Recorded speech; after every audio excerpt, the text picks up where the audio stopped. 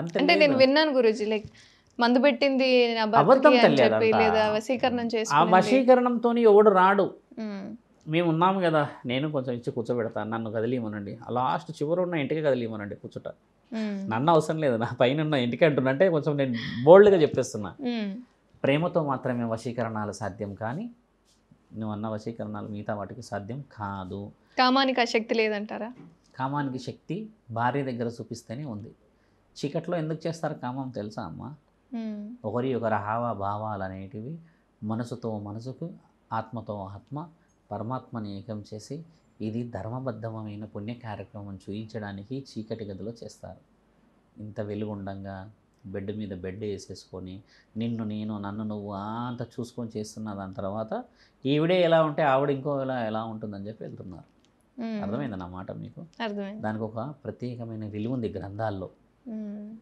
పెళ్ళాగానే ఊర్లో ఉన్న ఒక గుడి దగ్గర తీసుకొచ్చి ఇవన్నీ చిత్రాలు చూపిస్తే వాళ్ళిద్దరు విచిత్రంగా చూస్తుండే, ఇదేంటి ఇలా ఉన్నారు, ముద్దు పెట్టుకుంటున్నట్టు, నిలబడినట్టు, పట్టుకుంటున్నట్టు, నడుము చేతినట్టు ఉంటాయి కదా. దాన్ని చూసి వాళ్ళు సిగ్గుపడితే బామ్మలు వచ్చి చెప్పేవాళ్ళు, నాయన పెళ్ళైతే జీవితం ఇలా ఉంటుంది, తదుపరి కార్యక్రమాలు అని చెప్పి. You are seeing everything before the marriage, what you see after marriage అంటే ఏం చెప్తావో తెలుసమ్మా? జస్ట్ నీలో ఉన్న అహం, కోపం చూస్తావు అంతే.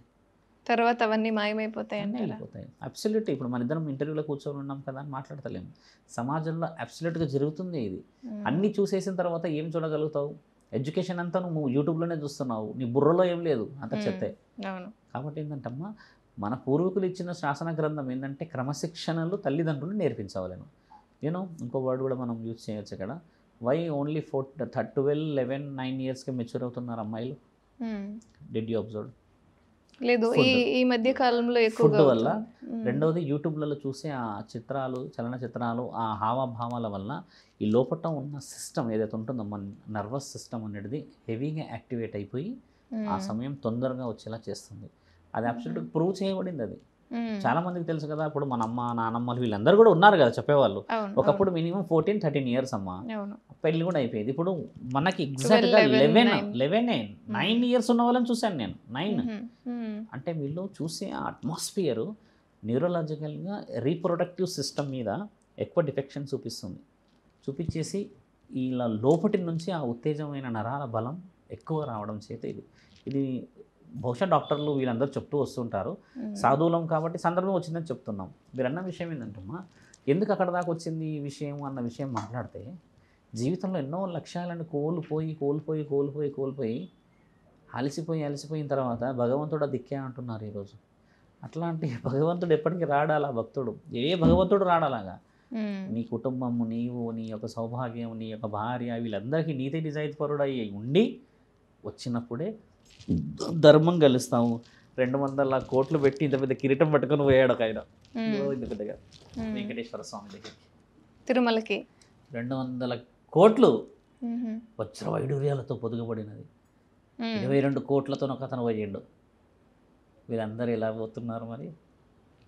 సాధారణంగానే కామన్గానే వెళ్తున్నాం. పక్కనున్న బిచ్చం అడిగే వాడికి 10 రూపాయలు ఇవ్వలేని నీ యొక్క ఆలోచన, అన్నీ పొదుగేసుకొని కూర్చున్న వెంకటేశ్వర స్వామికి కిరీటం పెట్టే అంత మునగాడ ఆయన. అక్కడ ఉన్నవాడికి అన్నం పెట్టయ్యా అని శాసన గ్రంథాలు చెప్తే, ఆకలిగా ఉన్నవాడికి అన్నం పెట్టయ్యా మహానుభావుడా అని చెప్తే రంగుల కిరీటం పట్టుకొని పోతున్నాడు ఆయన స్వీకరిస్తాడా? ప్రతి ఒక్కరు కానుకలు నింపుతున్నారు కానీ ఇక్కడ వాళ్ళకి ఏం పెట్టట్లేదు. కడుపు నింపుతలేరుగా. కానుకలు పరమాత్ముడు ఎప్పుడు అడగలేడమ్మా, అడిగింది మనశ్శాంతి, పుణ్యమే. అది మీకు కూడా తెలుసుగా. అన్నదానం చేసినప్పుడు మన వీధులు అందరూ తింటారు కదా, ఒక్క వ్యక్తి ఆకలితో తింటాడమ్మా, నువ్వు గమనించు. ఆయన కోసం పెట్టిస్తారు అన్నదానం. మీ అందరి కోసం, మనందరి కోసం, బాస్మతి అక్కడ గుత్తొంకాయల కోసం కాదు. ఒక్క వ్యక్తి నిజంగా వస్తాడు కడుపు పట్టుకొని, బిడ్డను పట్టుకొని లేదా గిన్నె పట్టుకొని వస్తాడు కదా, ఆ ఒక్క వ్యక్తినన్నా చూసి నువ్వు పుణ్యం తరించాలని పెడతారు అన్నదానం, అంతే. ఆడ గణేశుడు తిన్నాడా? ఇంతవరకు తిన్నాడా గణేశుడు? శివుడు తిన్నాడా? అయ్యప్ప తిన్నాడా? ఇంతవరకు భగవంతుడు తిన్నది ధ్యాస లేదు తల్లి. నువ్వు వండుకున్న తిండి నువ్వే తినాలి, కానీ ఆ తిండి ఏదో నిజంగా అవసరం ఉన్నవాడికి పెట్టి తింటే కనీసం తృప్తి అనిపిస్తుంది కదా తల్లి. అది నేను చెప్పేది. ఎంత అఘోరాల ప్రపంచం అదమ్మా. త్యాగం కోసం జీవితాన్ని వదిలిపెట్టారు వాళ్ళంతా. సాధువులందరూ ఇలా ఉండాలి కుటుంబం అని చెప్తూ తిరుగుతుంటారు కదా. ఇప్పుడు నేను కూడా శివరుద్ర సాధువుని. ఇప్పుడు నా గురించి చాలామంది చెప్తుంటారు, నేను చేసే డ్యూటీ అది, నువ్వేం చేస్తావు స్వామి అని అడుగుతారు కదా. కుటుంబాలను కదిలిస్తాను, మనస్సాక్షులను కదిలిస్తాను, వాళ్ళ యొక్క ఆలోచన ఇది కాదు ఇది అని చెప్తూ ఉంటాం. ఇలా ఉన్న జీవనశైలి అమ్మ అఘోరాలు, సాధువులు, నాగ సాధువులు వీళ్ళందరూ ఇప్పుడు ఎందుకు సమాజంలో తిరుగుతలేరు తెలుసా తల్లి? ఇలానే కొట్టుకుంటూ చంపుకుంటూ పోతే ప్రపంచమంతా రంగులమయం కాస్త రక్తమయం అవుతుందని చెప్పేసి జగద్గురువు ఆదిశంకరాచార్యులు శ్రీచక్రాన్ని ఆపినప్పుడు త్యాగం అంటే సతీదేవి చేసింది కదా, భర్త కోసం, ఇల్లు కోసం, సంసారం కోసం. త్యాగం అంటే అలా చేయాలి, ఒక దగ్గరే ఉండి అన్నీ చేసుకొని సంపాదించవచ్చు అని అమ్మ కోపాన్ని కూడా, ఆ 18 శక్తిపీఠాల కోపాన్ని కూడా ఆయన ఒక చక్రంలో దాచి దాని పేరే శ్రీచక్రం అని పెట్టి దాన్ని పూజించాలి అని చెప్తే గౌరవం ఇచ్చిన దేవాలయ దేవతలు. శ్రీచక్రాన్నే బంధించగలిగిన మహానీయుడు ఒక అఘోరాలను బందీ చేయలేడమ్మ. వాళ్ళ మనసులు గెలిచి ఇకపైన మీరు క్షేత్రాలు దాటకూడదు అని చెప్పిస్తే ఆ జగద్గురు ఆదిశంకరాచార్యుల యొక్క మాటకి విలువిచ్చి వాళ్ళు క్షేత్రాలు దాటలేరు. వాళ్ళకి అర్హత లేదు దాటేది. వాళ్ళు రారు కూడా, ఎప్పటికీ రాలేరు. ఎన్ని అరాచకాలైనా వాళ్ళు రారు ఇప్పటికీ కూడా. అంటే ఇప్పటి వరకు కిన్నెర అఖాడాలో నేను జాయిన్ అయ్యాను, అక్కడ నుంచి నేను కార్డు తీసుకున్నాను అని చెప్పి బయటకు వచ్చిన అఘోరి నాగసాధు అని చెప్పుకుంటున్న ఆ మాత ఎవరైతే ఉన్నారో ఆమె ఫేక్ అంటారా, లేకపోతే నిజంగానే ఆమె అఘోరి అంటున్నారు? ఎందుకంటే అన్ని అఖాడాల గురించి చెప్తున్నారు. మేబీ ఆమె అక్కడ చేసిందా చేయలేదా అని కూడా కనుక్కొని ఉంటారని అనుకుంటున్నాను. తోలు తీస్తా అన్నాడు కదా అఖాడాల గురువే, మరి ఈవిడ తోలు ఎందుకు తీస్తా అంటాడు? ఒకవేళ ఆవిడ మెంబర్ అయితే తెలియాలి కదా. If there is a college we can called a university. అవును, 1,00,000 మంది ఉన్నారనుకో అమ్మ, 1,00,000 మంది రిజిస్టర్ ఉంటుందా? 1,00,000 మంది గురువు ఒకడు ఉండకపోయినా కూడా ఏ ఫ్యాకల్టీకి ఆ ఫ్యాకల్టీకి గురువు ఉంటాడా లేడా? ఆ గురువులందరికీ ఒక ఫ్యాకల్టీ ఉంటాడు కదా. అంటే హెడ్ మాస్టర్, హెడ్ మినిస్టర్స్ ఏదో అంటారు కదా. అంటే ఖచ్చితంగా నువ్వు లాస్ట్ స్టూడెంట్ డమ్మి కానీ అయినా సరే, పొద్దున రాత్రి పడుకున్నా సరే నీ లిస్ట్ అయితే ఉంటుంది కదా. స్వామి ఆడ ఏం చదవడన్నా కూడా, ఏమి చదవడాడు కూడా రిజిస్టర్లో ఉంటాడు. మరి ఇలా ఉన్నాయి కూడా రిజిస్టర్లో ఉండాలి కదా మరి ఆయనకి. అఘోరి రాజేష్ గారు, గురువు గారు మొన్న దుస్తులు వేశారు పిలిచి. ఆయనకి ఎంత అవమానం చేసింది ఈవిడ. దుస్తులు నెక్స్ట్ డేనే తీసింది. ఆయన దుస్తులు వేసి ఏమన్నాడు, ఇక పైన అఘోరాల సపోర్ట్ నీకు ఉంటుంది, నువ్వు గుడిలో న్యాయం గురించి, ధర్మం గురించి వెళ్ళమ్మా, మేమందరం నీకు ఏకీభవించి ఇస్తాము అని చెప్పి ఇస్తే ఈవిడ ఏం చేసింది, ఆయన కాళ్ళ దగ్గర కూర్చొని ఛానల్లో చెప్పింది, ఇక నేను వేములవాడకి వెళ్తా సుత్తె పట్టుకొని చూసుకుంటాను అది ఇదని. అంటే దానికి ఎవరు ఏమనలేరు.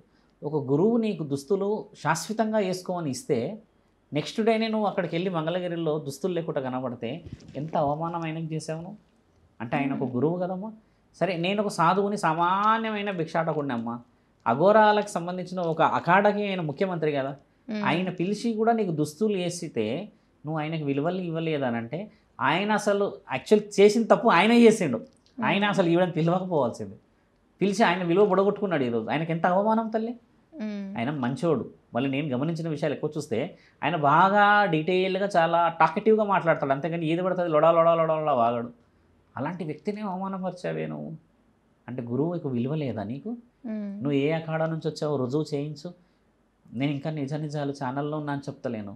నేను నిజ నిజాలు నిర్ధారణ చేసి మాట్లాడడం మొదలు పెడితే అమ్మ చాలా చాలా చాలా స్థితిగతులు అలాగ ఉంటాయి. ఆవిడకి మొబైల్ ఎవరిచ్చారు? 4వ మొబైల్ ఎవరిచ్చాడు? ఎక్కడి నుంచి వచ్చింది 4వ మొబైల్? హైదరాబాద్ నుంచి పోయింది మొబైల్, 4వ మొబైల్. ఎందుకు పోయింది ఆ మొబైల్? ఎందుకు న్యూ సిమ్ కార్డు ఇచ్చారు ఆవిడకి? మంచిర్యాల ఆ రోజు ఇంట్లో ఆత్మార్పణం గురించి పోయిన తర్వాత ఆవిడ మొబైల్ మారింది. ఆవిడని ఎవరు గైడ్ చేస్తున్నారు? ఆ అఘోరి రాజేష్ ఎక్కడ ఉంటారో ఎవరికి తెలియదు, ఆ గురువు గారు. అలాంటిది డైరెక్ట్గా ఆవిడ దగ్గరికి ఈమె ఎలా వెళ్ళింది? అక్కడెక్కడ విశాఖపట్నంలో ప్రభాకర్ గురువు గారు ఉన్నారు, యోగి సార్, ఆయన దగ్గరికి ఎలా వెళ్ళగలిగింది ఈవిడ? Who is monitoring behind the scene? ఎవరున్నారు దాంట్లో వెనకాల? సరే, నువ్వు మంచితనానికి పెద్ద పెద్ద పెద్ద పెద్ద పెద్ద పెద్ద వ్యక్తులు ఉన్నారన్నారమ్మా. ఏం విలువ పెట్టింది మరి ఈ పెద్ద వ్యక్తులందరికీ ఈవిడ? దుస్తులే లేకుండా కట్టేశారమ్మా కాళ్ళతో. నిన్న ఆ డీసీఎంలో తాడు పట్టుకొని ఊగుతుంది, ఇలా మేక ఊగులాడినట్టు ఊగుతుంది. ఏందమ్మా ఈ విలువ? స్త్రీ శరీరం వేసుకొని ఉండి బట్టలు వేసుకొని అరుస్తున్నారు అక్కడ పిల్లలందరూ. ఏం పని పాట లేదా ఎవరికి? ఎందుకు నీ అటెన్షన్ అవసరమా? ఎందుకు నువ్వు ఆ స్థితికి వచ్చావు? నాకు ఎక్కడ ఇంకోటి మళ్ళీ ఈ మధ్య నిన్న మొన్న బాగా ఇబ్బంది ఏడనిపించిందంటమ్మా, ఆయన అఘోరి రాజేష్ గారు దుస్తులు వేసి శాశ్వతంగా ఉండు అని అన్నాడంట ఆయన. అంటే ఆయనకే నువ్వు విలువలేవంటే నువ్వు అఘోరావి కాదని రుజువైపోయింది అక్కడ. అంతే. దుస్తులు వేసుకోమంటే దుస్తులు వేసుకోవు, అక్కడ వేసుకుంటే దుస్తులు పొద్దున్నే చెప్పేసేస్తావు. అంటే ఏంది ఇది? ఏమన్నా మీరు అన్నట్టుగా చలనచిత్రం షోలు నడుస్తున్నాయా ఇక్కడ? ఆధ్యాత్మికత అమ్మ, సమాజం ఇది, గౌరవం ఇది, అన్నిటికీ మించి నా ఆడబిడ్డ ఉన్న ఇల్లు సంసారం ఇది, ఏది పడితే అది ఎక్కడ పడితే అక్కడ చేస్తానంటే పరమాత్ముడికి 3 కన్నులు. మనం అంటే చూడలేమేమో అంత వివరంగా, కానీ ఆయన చాలా చాలా భిన్నంగా చూడగలాడు కదా. మహాశివుడి భక్తురాలు అని చెప్పుకున్న నీకే అన్ని అవమానాలు జరుగుతుంటే నువ్వు నిజంగా భక్తురాలు అయితే జరగనిస్తాడు ఆయన? అంతే కదా. పంది తెచ్చిన మాంసమే తినేసేసి భక్త కన్నప్పకి శ్రీకాళహస్తిలో చోటిచ్చిన మహానీయుడమ్మా నా తండ్రి. ఒక శ్రీకాళహస్తి అంటే పాముకి ఏనుగుకి తర్వాత ఒక సాలేడు పురుగుకి చోటిచ్చిన మహానీయుడమ్మా శ్రీకాళహస్తి గుడి. అలాంటి నా తండ్రి నాను అబ్రబ్రహ్మ లోకాల్లో అవమానపరిచేది, అలాంటి ఒక గురువును నా అవమానపరిచేది అఘోరి రాజేష్ గారిని. అక్కడ కూడా శ్రీకాళహస్తిలో పెట్రోల్ పోసుకొని ఎవరు ఆత్మహత్య చేసుకుంటా. పెట్రోల్ ఇక్కడ పెట్రోల్ అమ్మా, ఏం పెట్రోల్ పోసుకోవాల్సింది? నువ్వు పెట్రోల్ పోసుకుంటే నీ శరీరాన్ని నువ్వు దహనం చేసుకో, లేకపోతే నీ శరీరాన్ని అర్పణం చేసుకో. అక్కడ చిన్న పిల్లలు ఉంటారు, చిన్న చిన్న వ్యాపారాలు ఉంటాయి, వేరే బండ్లు ఉంటాయి, పక్కన పెట్రోల్ బంకులు ఉంటాయి, తర్వాత వేరే వేరే వాళ్ళు వస్తూ ఉంటారు, పోతుంటే వాహనాలు ఉంటాయి. ఇలా కాల్చుకోగానే ఈవిడ ఒక్కతే కాలుతుంది. అక్కడ పక్కన కారు ఉంది, అది పేలితే డీజిల్ ఉంది, డీజిల్ నుంచి చుట్టుపక్కల ఒక మీటర్స్ వరకు స్ప్రెడ్ అవుతుంది కదా ఆ విస్ఫోటనం. తర్వాత చుట్టుపక్కల ఉన్న వాళ్ళందరి పరిస్థితి ఏం కావాలి? నీ శరీరాన్ని నువ్వు ఏమైనా చేసుకునే హక్కు నీకు ఇచ్చాడేమో పరమాత్ముడు, అది కూడా లేదు మన దగ్గర. కానీ నీ వల్ల చుట్టుపక్కల ఎంతమంది అట్మాస్ఫియర్ డిస్టర్బెన్స్ అవుతుంది. నీకు రైట్స్ ఇచ్చారా అవి? నిన్ను దుస్తులే వేసుకొని రమ్మన్నారు కదా, దుస్తులు తీసి రమ్మనంటే నువ్వు కాల్చుకోవాలి ఆడ. నిన్ను దుస్తులు వేసుకురమ్మన్నారు కదా, గౌరవం లేదా? గౌరవంగా ఉండమని చెప్పేది తప్ప అగౌరవంగా నువ్వు తెచ్చుకున్న పరిస్థితి కదా అది.